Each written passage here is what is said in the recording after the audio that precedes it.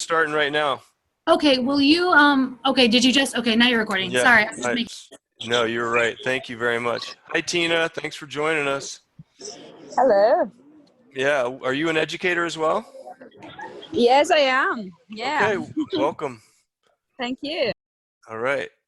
All right, Jim, sorry about that. I forgot to start my recording. No, that's okay. It's fun to learn new things.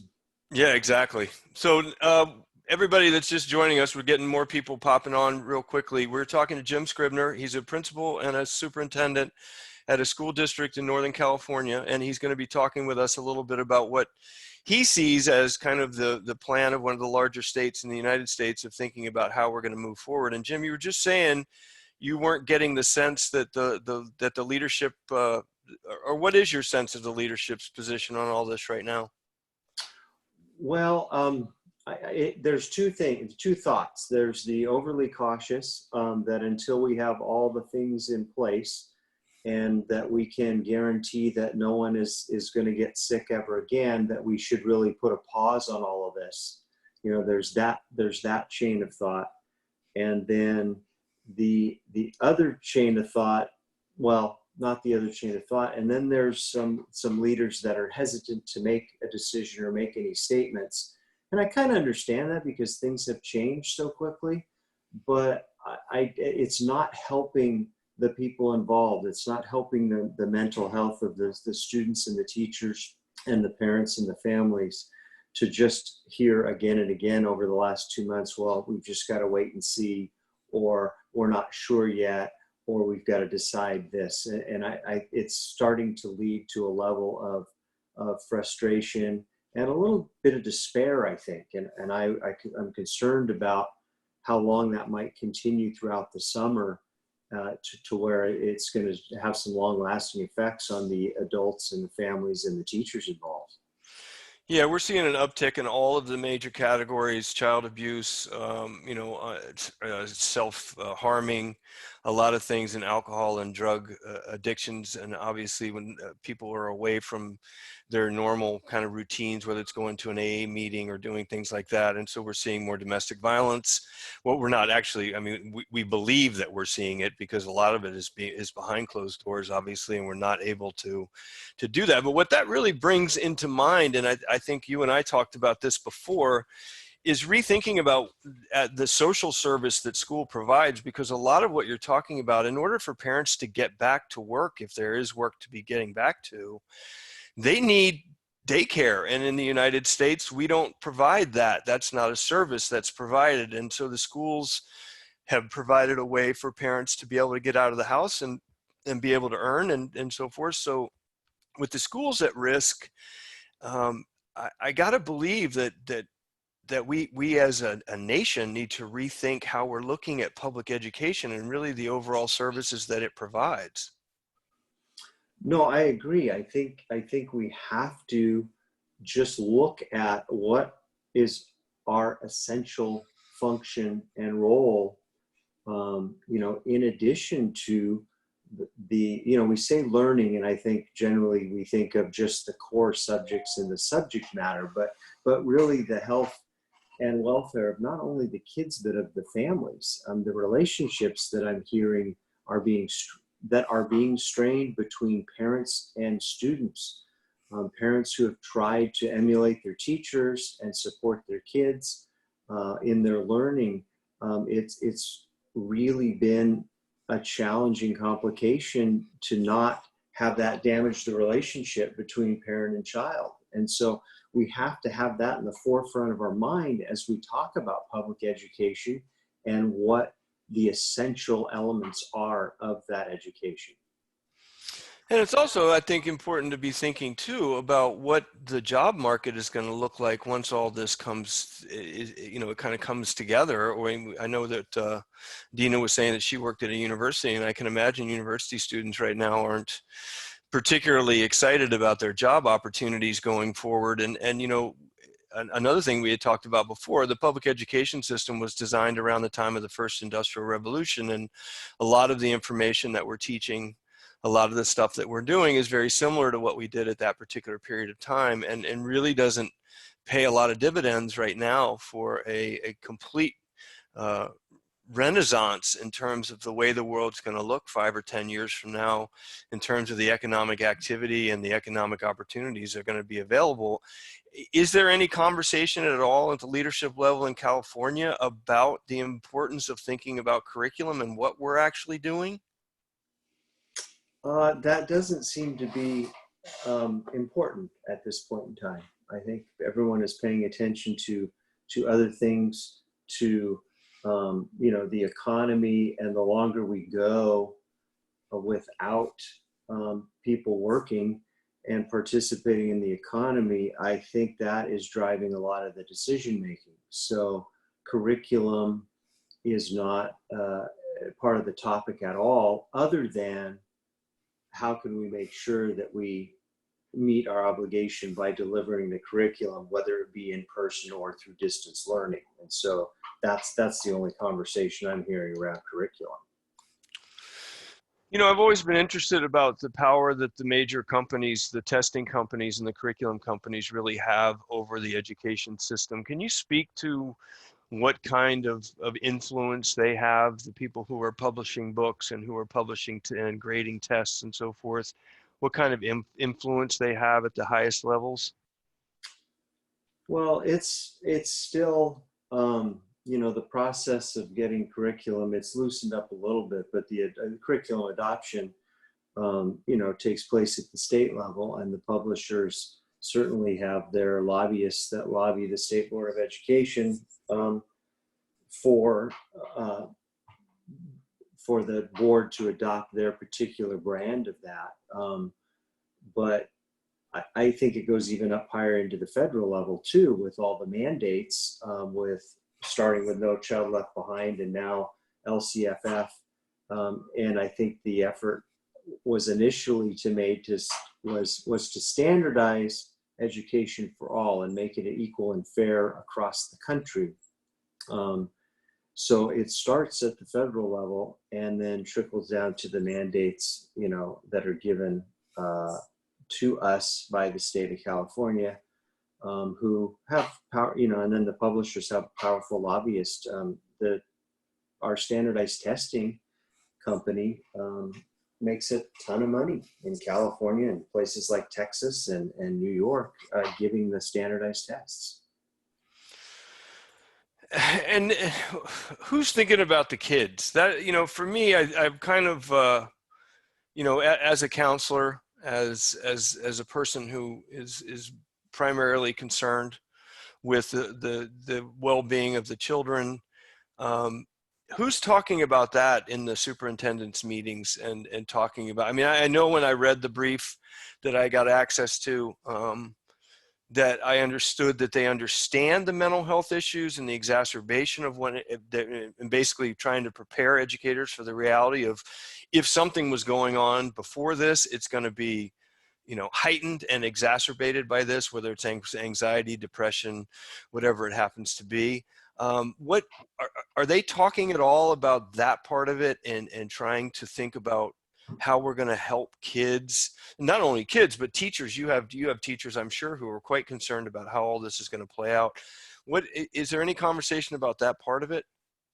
Well, there are, obviously the teachers, all the teachers, not only the ones that are here, but I think it was Dina mentioned her daughters that are just recently into the profession and stuff. And I can only imagine they have a passion like the rest of us to make sure that the kids are happy and healthy and well taken care of in a functional family. And so that gets communicated up, but the higher up we go in the chain and the bigger the districts get, I think the conventional wisdom that I don't agree with is we just need to focus on standardizing the rules and making it fair for everybody. And then it's up to you in the classroom to operationalize that in the way we have dictated and demanded that you do.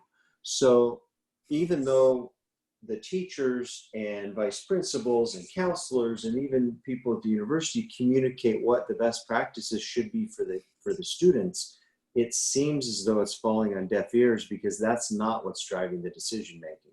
It's either political or financial at that level, at the higher levels. I've had an ongoing intellectual conversation with myself about the difference between equal rights and equal access. And when I think about equal access, my analogy has always been, if everybody can go into a public library, but if you can't read, it doesn't do you much good. And the idea of equality across the education system, when you're dealing with 100 million, I don't know, what is it, 75 million kids, whatever we're dealing with in the United States, how is that, does that even really, I mean, from your perspective, does that really even resonate with you because of the personalization, or is it just a first world problem and our kids are, they just won't, do the work, and they won't pull themselves up, and they won't do what they need to do, and the kids are lazy and the kids don't know what's going on. But when we look at situations like what's going on right now, it almost sounds like equality is blaming the kids and saying, hey, you all have equal access to this education.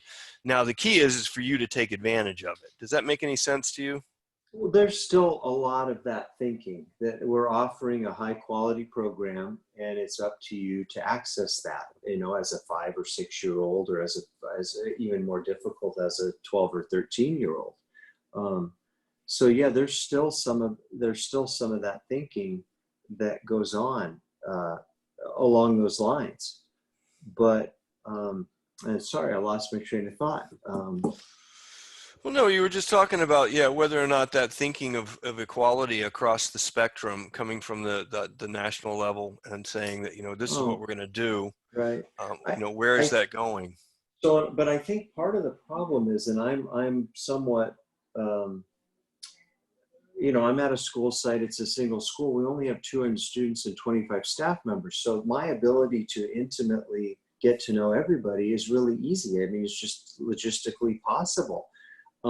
We've created a system though, and Dina mentioned down in Southern California, in some bigger areas and large school districts across the country that have 10,000, 50,000, 60,000 students. We've created a system where it's unmanageable to ensure equality, especially when you're not allowing the classroom teachers and site administrators to make decisions based on what's best for their students in their community. And so it's almost impossible the way the system is set up now to be able to give everybody what they need and what they deserve. Well, I mean, obviously we talked at the very beginning about hope, and we don't want to make this a complete negative. I kind of, because you do have a small school and you're able to do that, and you do have, a little bit more control because of your dual role as principal and superintendent. But also, I just wonder if you were to start Jim Scribner's charter school next year, and you were going to go out and try to put something together, what would you focus on, especially in this fall? What would be the things that you would really think about as being primarily important, not only from the social emotional learning side, but also from the academic side? Well, thanks for that question. I think, after hearing the parents, after going through this for the last couple months, I think the first thing that I would want to do is communicate immediately out to those parents and families and say, okay, look, here's where we're going to be. Here's what's going to happen. We are going to start school on this date. We're going to offer this curriculum that you're familiar with, and we're going to have these people on board working with your kids. And we just want to give you that gives people that peace of mind that something positive is coming. And then the curriculum, I don't want to say would be secondary, but it needs to be. And this goes clear back to Bloom's taxonomy and Maslow's hierarchy and of needs and all of that stuff. And that the first month of school at least, and prior to even the start of the school year, let me back up. The first month of school would be focused on reflection, debriefing, getting kids back into thinking positively about their hopes and dreams and what they hope to get out of school. But even prior to the school year, I would like to have some parent nights, some parent pieces, parents and family pieces, talk about where they are. I need to know, have you lost your job? Have you lost your house? What are the next step for you, and how can we assist you in putting some of those pieces back together? And so starting with the community, with the family, with the culture, what do you need so you can help put the pieces back together? And once we get that intact, then as a staff, we would then start with some of the reading and writing and core curriculum. But we have to put those other pieces in place, and it's not just the kids, it's the family and the community. You know, when I was in San Francisco, there was the big movement on the community school where we were talking about basically putting the social system into the school. And it always was amazing to me that schools were closed at 3 o'clock in the afternoon in most places anyway, because it seems like an educational center could be open all day, every day. And to bring those social services into the school, is there still any sense of a movement in that direction? Because it seems like right now that's what we need. We need a community model of schooling. We need the school to provide some either on, whether it's job training or additional education, or even if it's just taking care of kids for a couple hours or whatever it happens to be, but recreating school in that community sense. I don't know if San Francisco's really ever gotten off the snide on that, but do you have any sense about that? Because that kind of sounds like what you're talking about. Well, that's interesting, because I think they do it really well in other parts of the country and even other parts of the state where maybe they have more resources to do that.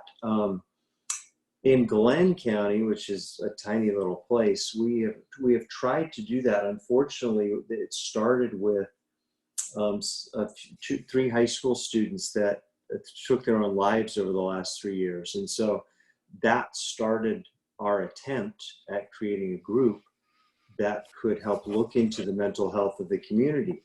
What I found is because the mental health professionals that were employed by county social services, or we even had visitors from the state of California, what we found is that people were so specialized in their field, it was very difficult for us to create a cohesive working group. And what it became was a list of, well, you're going to do this part and you're going to do this part, and if I need some help, I'm going to call you. And so it's not embracing the wholeness of what I'm have in my mind, and I know I'm not doing very well articulating that. But I don't see that everyone sees it as a problem that is theirs to solve. In other words, I'm a teacher, I just need to teach math and science. Somebody else has to deal with the mental health of the kids, which is fair in some ways, because as teachers, we weren't trained with that. And we weren't trained to identify those things. And we get a 2-hour workshop, and then they expect us to identify kids that are at risk. And you and I have talked about this before. As part of the student teaching program, part of the university system, really needs to be that the psychological well-being, not just identifying at-risk kids, but recognizing how do you help a student create a positive self-image. Yeah, and then I I've been hearing for weeks that we're talking about a huge summer slide, and kids are going to be behind academically, and that they're concerned about this as being something that, in the long run, is going to turn out to be a big problem. But my concern is obviously from the mental health aspect of it, and living in Europe where I am, and looking at kind of being on the Maginot Line between the East and the West, and looking at how different communities are dealing with it. It's interesting to see that sense of community and that sense of being able to get out of our own way and be able to put something together, and to have a leadership. And again, that's one of the things that concerns me a lot right now, is just the hyper separation between people's thoughts and what they want to do. And my concern is not the academic part of it. My concern is that there's going to be a mental health bubble that comes due in about 5 or 6 years from now. And that mental health bubble is going to be significant. And if we don't act on that, and other countries are starting to do that and starting to pay attention to that, I'm concerned. I'm concerned that this is going to come back in a weird way, in a different way. I'm not opening up doesn't really concern me as much from the illness perspective for most people that we consider outside of the target group. But what I am concerned about is the repercussions of the mental impact that this has had, and our seeming lack of understanding that that's something that needs to be addressed before we jump back into reading 101 starting the first day of class in August or September. Well, no, I agree. I agree that that has got to be a primary focus on this recovery, for lack of a better word. But we've got different institutions doing different things. Most of the university system and junior colleges have said they're going to continue distance learning in the fall. I've heard from parents thinking, well, it's hard for me to spend $20,000 and give it to a university when my child's going to sit in their room in their house for the entire semester.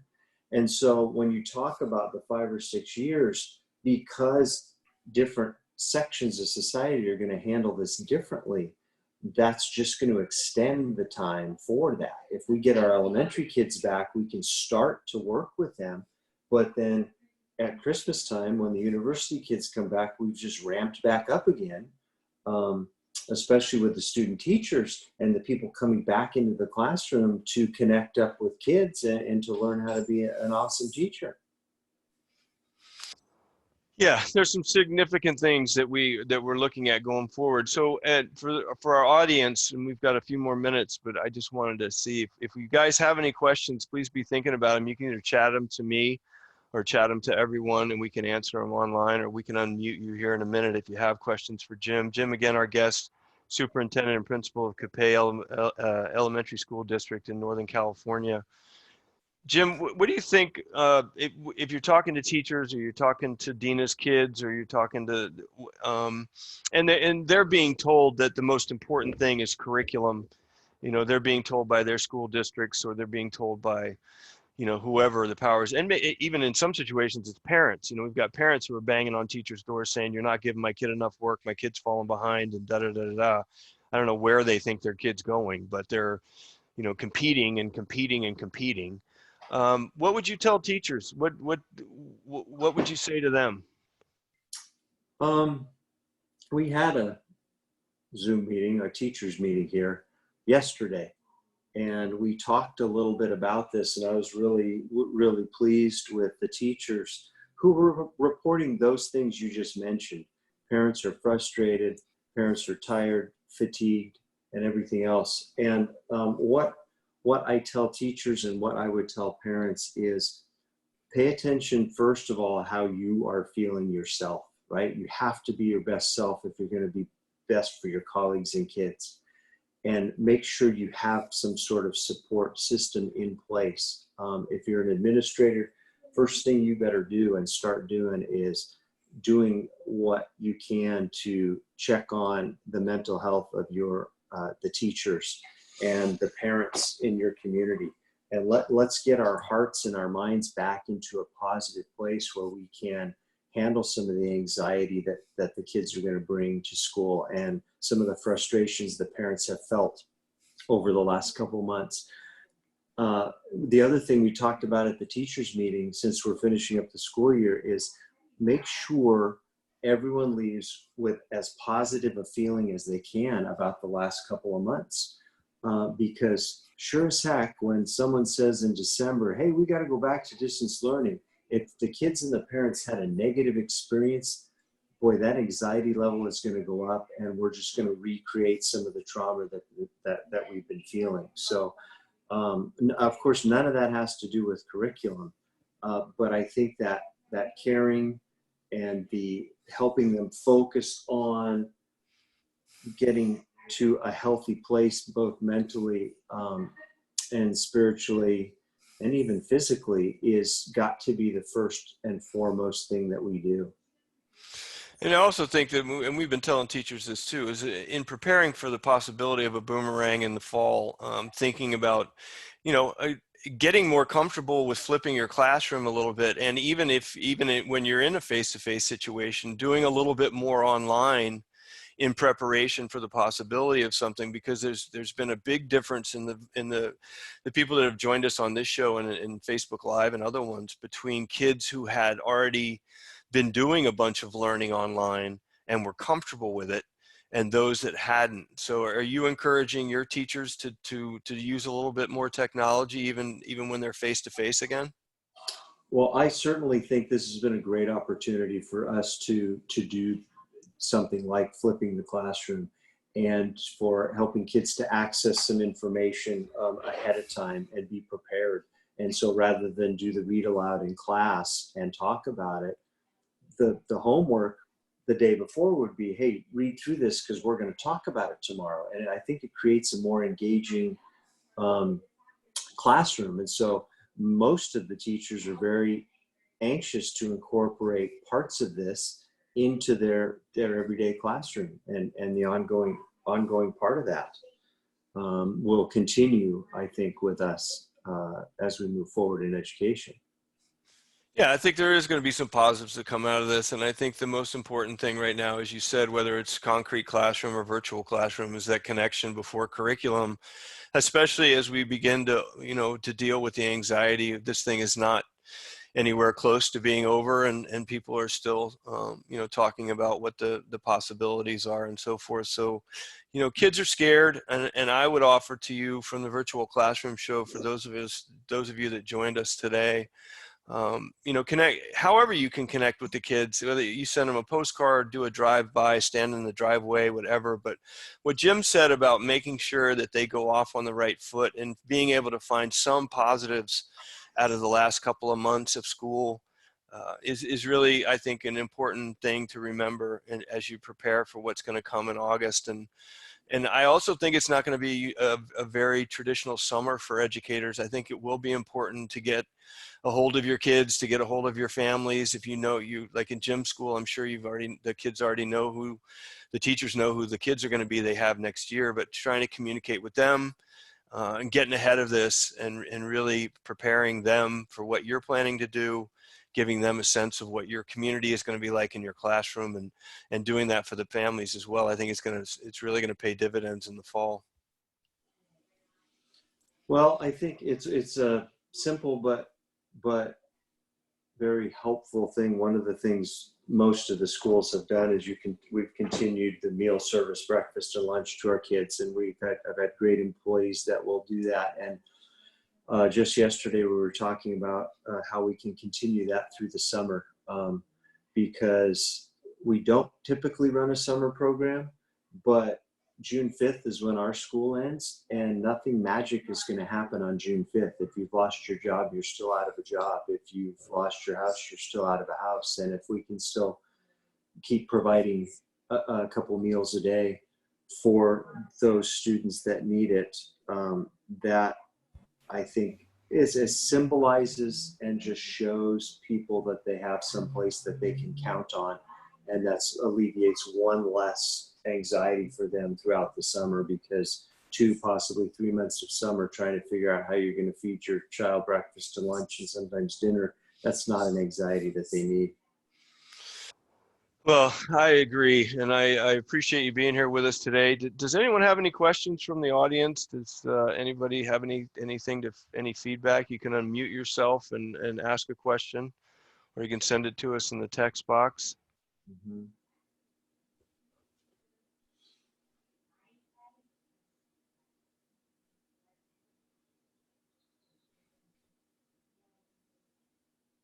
Well, thank you guys for being here with us today. I can't thank Jim enough for being with us as well. As he said before, the most important thing that we do every day, every morning, every time we get started is buckle our own seatbelt first, and make sure that we are in a place to meet the students and the families in our care with as much positivity and so forth as we can. Everybody's experiencing this, including all of you. We're all in our own stages of dealing with it, and it's really important that we find a way to monitor our own emotional feelings before we go out there and try to work with a community that obviously is incredibly stressed. So We really appreciate you being here. Thank you, Lori. I appreciate that, Dina. And thank you, Jim, again, for being with us today. Do you have any final comments?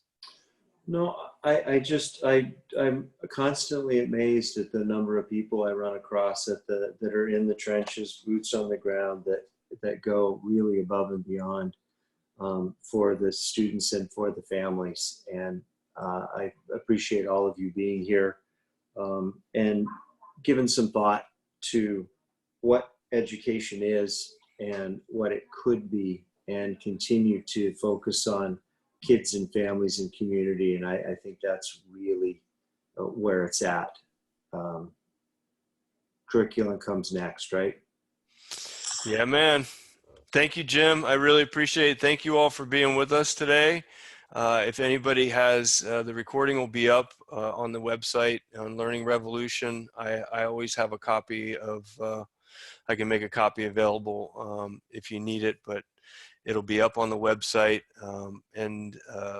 I look forward to seeing you again in the virtual classroom. You're usually here every week. This is a week we started a little later, and we didn't get many of our normal. We usually have 30 or 40 people that show up, so we may go back to our normal scheduled time next week, but I'll send that out as soon as I can. So thank you all for everything you're doing. Like Jim said, you are changing the future in every single thing that you do every day. So thank you very much, and be safe and strong out there.